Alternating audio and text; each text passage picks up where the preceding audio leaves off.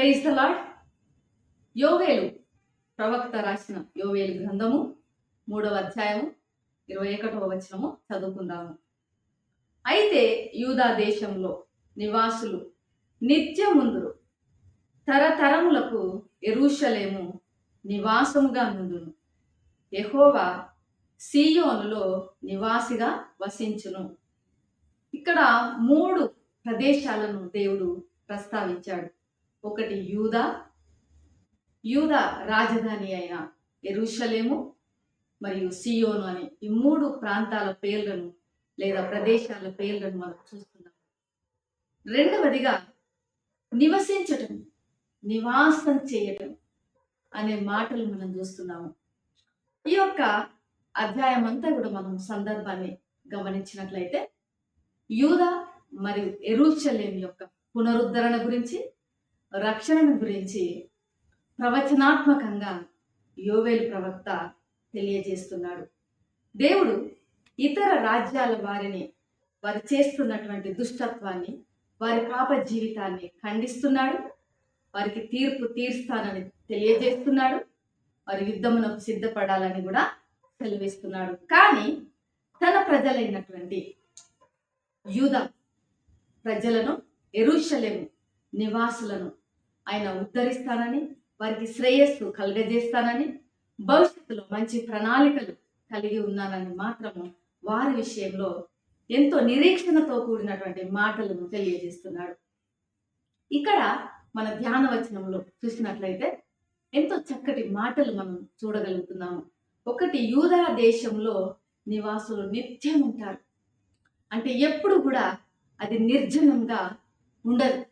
అది ఎప్పుడు కూడా మరి ప్రజలు లేకుండా అదొక ఖాళీ భూమిగా ఏర్పడదు. అంటే ప్రజలు జనసాంద్రంతో మరి ప్రజలతో నిండిపోయి ఉంటుంది. అనేకులకు అది నివాస స్థలంగా నిత్యం ఉంటుంది అన్నారు. రెండవదిగా తరతరాలకు యెరూషలేము నివాసంగా ఉంటుంది. అంటే అక్కడ ఎంతో భద్రత, ఎంతో క్షేమం ఉంటుంది. యెరూషలేము మరి ఒక్కరోజు కాదు, 2 రోజులు కాదు, తరతరాలు అనేకులకు నివాస స్థలంగా ఉంటుంది. మూడవదిగా యెహోవాని సియోనులో నివాసం చేస్తాడు. ఈ సియోను గురించి మనం చూసినట్లయితే దేవుడు మరి సియోనును భూమిపై దేవుని నివాస స్థలంగా పేర్కొనబడింది. సియోను అనగా భూమిపై దేవుని నివాస స్థలం అని మనం అర్థం చేసుకోవాలి. సియోన్లో ఏముంటుంది? దేవుని యొక్క సన్నిధి ఉంటుంది. సియోన్లో దేవుని యొక్క రక్షణ ఉంటుంది. సియోన్లో ప్రజలకు ఆశీర్వాదం ఉంటుంది. మన జీవితాలలో కూడా ఈ మాటలను మనము తలపోసుకోవాలి. ఎందుకంటే దేవుని యొక్క ఆత్మీయ సియోను మనమై ఉన్నాము. మనమే ఆయన మందిరమై ఉన్నాము. మన హృదయమే ఆయన సింహాసనమై ఉన్నది. కాబట్టి దేవుని మాటలు ఎంతో నమ్మదగినవి, ఆయన మాటలు ఎంతో విశ్వసించదగినవి. మనం అనుక్షణం కూడా ఈ మాటలను తలపోసుకుంటూ, యేసయ్య నీ యొక్క సన్నిధిలో మేము జీవించడానికి సహాయం చేయండి అని. ఎందుకంటే దేవుని సన్నిధి ఎక్కడ ఉంటే అక్కడ రక్షణ ఉంది. దేవుని సన్నిధిలో భద్రత ఉంది. దేవుని సన్నిధిలో మరి ఎంతగానో ఆశీర్వాదం ఉంది. దేవుని సన్నిధిలో స్వస్థతలున్నవి. దేవుని సన్నిధిలో రక్షణ ఉంది. దేవుని సన్నిధిలో నిరీక్షణ ఉన్నది. దేవుని సన్నిధిలో మనకు మరి లెక్కలేనన్ని దీవెనలు ఉన్నవి. అదే మరి బయట ప్రపంచంలో ఆయన సన్నిధిలో ఉన్నటువంటి అశాంతి, సమాధానం మనకెక్కడ దొరకదు. మనం ఎక్కడికి వెళ్ళి డబ్బులు పెట్టి కొన్నా కూడా ఆ భద్రత దొరకదు. ఒకవేళ మనం ఎస్కార్ట్స్ని పెట్టుకున్నా కూడా వారు కూడా మనకి దేవుడు ఇవ్వగలిగిన భద్రత వాళ్ళు కూడా ఇవ్వరు.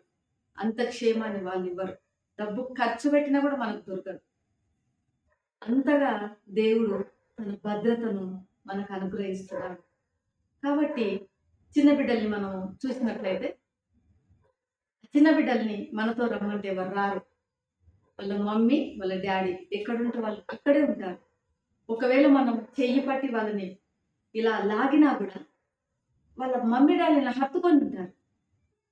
వాళ్ళని రమ్మంటే మమ్మీ వస్తే నేను వస్తా అంటారు, లేదా డాడీ వస్తే నేను వస్తా అంటారు. అంటే వాళ్ళకి తెలుసు వాళ్ళ మమ్మీ డాడీ ఎక్కడ ఉంటే అక్కడ వారికి భద్రత ఉందని. మమ్మీ డాడీల దగ్గరే వారికి సంతోషము, వారికి రక్షణ, వారికి క్షేమము, వారికి ఆనందము ఉంది అని వారికి తెలుసు.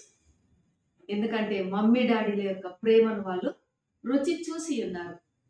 అలానే మనం కూడా దేవుని యొక్క సన్నిధిని మనం రుచి చూసి ఉండాలి. ఆయన సన్నిధిలోనే మనము సమయాన్ని గడపడానికి ఆతృత కనపరచాలి. ఎందుకంటే దేవుడు నమ్మదగిన దేవుడు. ఆయన సన్నిధిలో సర్వ సంపదలు ఉన్నవి. ఆయన సన్నిధిలో సమస్తమైన ఆరోగ్యం ఉంది, ఆయుష్ ఉంది. మరి ఉదయకాల సమయంలో మనము 3 విషయాలు జ్ఞాపకం చేసుకుందాము. దేవుని యొక్క వాగ్దానములను మనము పూర్ణ హృదయంతో విశ్వసించుదాము. రెండవది, దేవుడు మన భవిష్యత్తును గురించిన ప్రణాళికలను మనం నిరీక్షణతో కనిపెట్టుదాము. యెరూషలేము యొక్క భద్రత కొరకు, క్షేమం కొరకు మనము ప్రార్థన చేద్దాము. ప్రేమ నమ్మకం కలిగిన పరలోకపు తండ్రి, పరిశుద్ధుడా నీకు వందనాలు. ఈ ఉదయకాల సమయంలో నాయన, ఈ లోకంలో ఎవరు మాకు ఇవ్వని భద్రతను, ఎక్కడ మాకు దొరకని భద్రతను నీ సన్నిధిలో మాకు అనుగ్రహించినందుకు నీకు వందనాలు. నీ క్షేమం కొరకు, నీ భద్రత కొరకు, నీవు మా పట్ల కలిగి ఉన్న భవిష్యత్ ప్రణాళికల కొరకు నీకు వందనాలు చెల్లించి, ఈ వీడియో వీక్షిస్తున్న బిడ్డలందరి జీవితాలలో కూడా అట్టి నిరీక్షణ, అట్టి కృప, భద్రత, క్షేమము నీ సన్నిధిలో వారికి అనుగ్రహించుమని యేసు నామములో ప్రార్థిస్తున్నాను తండ్రి. ఆమేన్. దేవుడు మిమ్మల్ని దీవించుగాక.